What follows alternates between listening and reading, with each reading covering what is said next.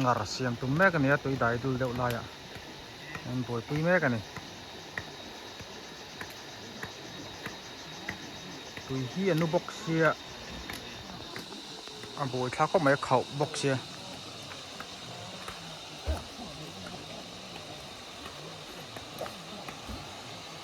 tuna ka om na me khi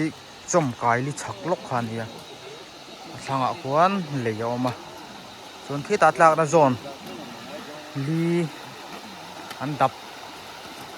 to an bei dong ang renga hela ma hin ngar siam me kan ya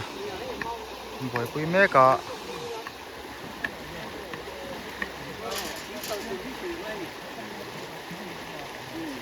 hi ki na hi na khau ang renga